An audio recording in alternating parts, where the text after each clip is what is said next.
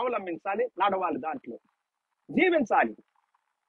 చాలా మంది దినాల్లో వాక్యం చెబుతా ఉన్నారు, ప్రార్థన చేస్తా ఉన్నారు, ప్రకటన చేస్తా ఉన్నారు, బాగా వాక్యం ప్రకటిస్తారు, బాగా ప్రార్థన చేస్తారు. ఎందుకు? కారు కావాలి, బిల్డింగ్ కావాలి, పొలం కావాలి, స్థలం కావాలి, వస్త్రాలు కావాలి, మా సంఘం బాగా అభివృద్ధి చెందాలి, ఎక్కువ మంది రావాలి, ఎక్కువ డబ్బులు మాకు రావాలి, మేము సుఖపడాలి. ఇదే వారి ఆశ. దేవుడు ఎక్కడున్నాడు? ఇంకా వస్తువుల కోసం ప్రార్థన చేస్తుంటే, ఉద్యోగాల కొరకు ప్రార్థన చేస్తారు, అభివృద్ధి కొరకు ప్రార్థన చేస్తారు, ప్రమోషన్స్ కొరకు. దేవుని వాక్యం ఏమని సెలవిస్తా ఉంది? మత్తయి సువార్త 6:33, మాథ్యూ చాప్టర్ 6:33. మొదట దేవుని నీతిని, దేవుని రాజ్యాన్ని వెతకండి, అప్పుడు అవన్నీ మీకు అనుగ్రహించబడును. First seek the kingdom of God. You must seek the kingdom of God first. And everything, whatever you needed and wanted will follow you. నిన్ను వెంబడిస్తాయి అవి. వీళ్ళు ఏం చేస్తున్నారు? వాటిని వెంబడిస్తా ఉన్నారు, వస్తువుల్ని వెంబడిస్తున్నారు, వాటి కొరకు ఉపవాసాలు ఉంటున్నారు, వాటి కొరకే ప్రార్థన చేస్తున్నారు, వాటి కొరకే ప్రసంగాలు చేస్తున్నారు, వాటి కొరకే సభలు పెడుతున్నారు, మీటింగులు పెడుతున్నారు. సంఘం అభివృద్ధి చెందాలి, ఎక్కువ మంది రావాలి, ఎక్కువ దశ భాగాలు ఇవ్వాలి, ఎక్కువ బిల్డింగ్లు కట్టుకోవాలి, ఎక్కువ సుఖపడాలి మేము. అంతేనా? హలో, వింటున్నారా? మనిషి రక్షణ పొందాలని, మారు మనసు పొందాలని, పాప క్షమాపణ పొందాలని, విడుదల పొందాలని, దేవుని దగ్గరికి రావాలని, దేవుని మార్గంలో నడవాలని, నీతిగా ఉండాలి, న్యాయముగా, పవిత్రంగా, పరిశుద్ధంగా జీవించాలి అనేటువంటిది నువ్వు కోరుకుంటున్నావా? అసలు మీరు కోరుకుంటున్నారా? ముందు వాళ్ళు కోరుకోవటం కాదు, మీరు కోరుకుంటున్నారా? మీ జీవితంలో మార్పు లేనంత వరకు మీరు దేవుని ఆశీర్వాదాలు పొందలేరు పిల్లారా. మీ జీవితంలో విడుదల లేనంత వరకు మీరు ఆశీర్వాదాలు పొందలే. ఆయన రాజులకు రాజు, ప్రభులకు ప్రభు, దేవాతి దేవుడు. He is going to deliver you from all evil spirits, from all the evil spirits, all the sickness, all the disease, and all the infirmities, all the curseful things. నువ్వు చేసే పనులు, క్రియలు, తలంపులు, ఆలోచనలు అన్ని శాపాన్ని తెచ్చేవిగా ఉంటే ఇంకెక్కడ విడుదల పొందుతావు? పాపాన్ని మూట కట్టుకుంటున్నావు, ఉసురు పోసుకుంటున్నావు, అన్యాయం చేస్తున్నావు, అక్రమం చేస్తున్నావు, విధవరాడి దగ్గర దోచుకుంటున్నావు, తల్లిదండ్రులు లేని వాళ్ళ దగ్గర కూడా దోచుకుంటున్నావు, పేదవాడి దగ్గర దోచుకుంటున్నావు. పేదలకు సత్యముతో కూడిన న్యాయం తీర్చాలంట. అదే మనం చెప్పుకున్నాం లాస్ట్ వీక్ లో.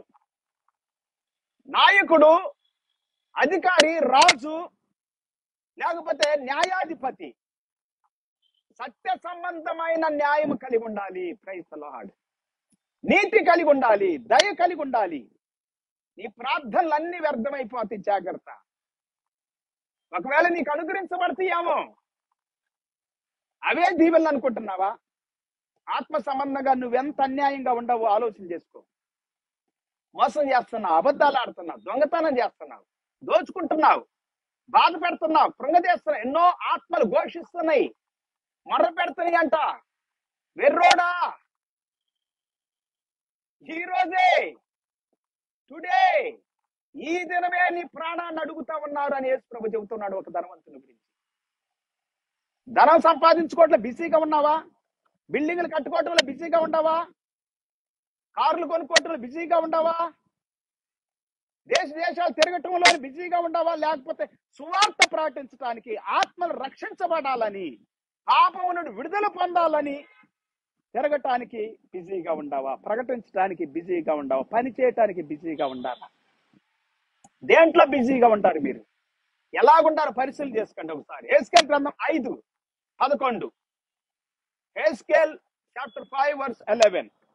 నీ హేయ దేవతలన్నింటినీ పూజించి నీవు చేసిన హేయమైన క్రియలన్నిటి చేత నా పరిశుద్ధ స్థలమును అపవిత్రపరచి, హేయమైనవి నీ జీవితంలో ఉండి, అది ఏదైనా కావచ్చు, ఒక వస్తువు కావచ్చు, వస్త్రం కావచ్చు. నయమాను వస్త్రాలకి, వస్తువులకు ఆశపడ్డాడు, కుష్ఠరోగం వచ్చింది. ఒక అతను హిమ్ అనే సంస్థ ధనానికి ఆశపడి కోట్ల రూపాయలు పోగు చేశాడు, సంఘాల నుండి, సేవకుల నుండి, విశ్వాసుల నుండి. చివరికి అన్యాయం చేశాడు, మోసం చేశాడు, దగా చేశాడు.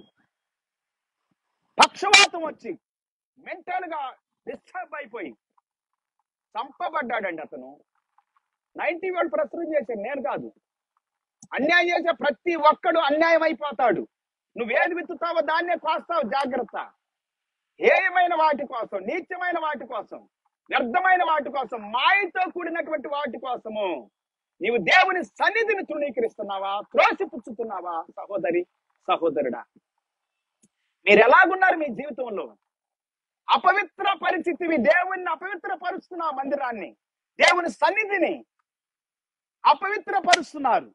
అదే బైబిల్ గ్రంథం ఇక్కడ సెలవిస్తా. పరిశుద్ధ స్థలమును అపవిత్ర పరిస్థితిని. యేసు ప్రభు కూడా ఒకసారి తాళ్లను చండ్రాకోల్లాగా పేనుకొని, కొరడాలుగా పేనుకొని కొట్టి తరిమేశాడండి. నా తండ్రి ఇంటిని వ్యాపార బిట్టులుగా చేయొద్దని చెప్పాడు. Don't make my father's house a thieves డూమ్.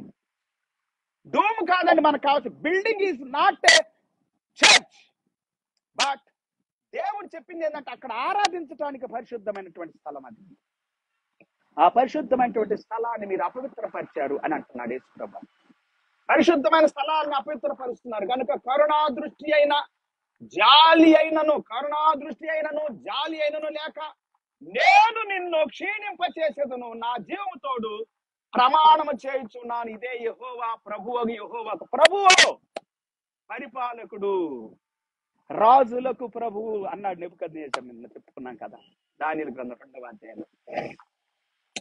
దానియేలును దేవుడు దీవించాడు. దానియేలులో దేవుని ఆత్మ ఉంది. దేవతలకు దేవుడు, రాజులకు ప్రభువు. హల్లెలూయా. సర్వ సృష్టికర్త. జాగ్రత్త. క్షీణించక మునిపే, పాడు కాక మునిపే మార్పు చెందు, మారు మనసు పొందు, రక్షణ పొందు, విడుదల పొందుకో. యేసు రక్తం చేత కడగబడాలి, యేసు నామములో కడగబడాలి, పరిశుద్ధపరచబడాలి. నీ తలంపుల్లో, నీ చూపులో, నీ మాటలో, నీ తలంపులో, హృదయాంతరంగములో శుద్ధీకరణ కలగాలి, పవిత్రపరచబడాలి, శుద్ధి చేయబడాలి. You must be purified. You must be set apart for God. Hallelujah. దేవుని కొరకు ప్రత్యేకించబడిన వారికి ఉండాలి, పరిశుద్ధపరచబడిన వారికి ఉండాలి. కరువు వచ్చి ఉండగా నీలో 3వ భాగము తెగులు చేత మరణమవును, 3వ భాగము ఖడ్గము చేత నీ చుట్టూ కూలును. నేను కత్తి దూసి మిగిలిన భాగమును 4 దిశలా చెదరగొట్టి తరుముదును. కోపము తీరును, వారి మీద నా ఉగ్రత తీర్చుకొని నన్ను ఓదార్చుకొను. నేను వారి మీద నా ఉగ్రత తీర్చుకొను కాలమున యెహోవానైన నేను ఆసక్తి గలవాడనై ఇలాగూ చేసితినని వారు తెలుసుకొందురు. ఆసక్తి కలిగినటువంటి వాడనుగా నేను ఇలా చేశానని వారు తెలుసుకుంటారు అని వాక్యం సాగుతుంది. ఇక్కడ వర్షం వస్తా ఉంది.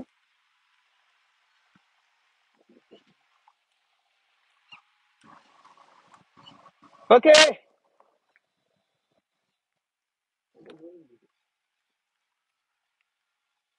ఓకే, తుప్పలు పడతామండి, దీవులు కుమ్మరించబడతా ఉంది.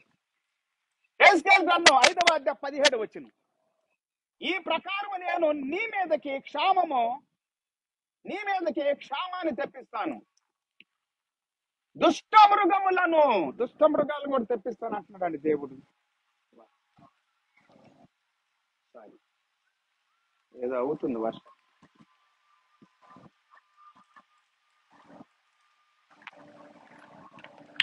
ఓకే, దేవుని యొక్క ఉగ్రత రాకముందు మార్పు చెందాలి పిల్లారా, మారు మనసు పొందాలి, రక్షణ పొందాలి.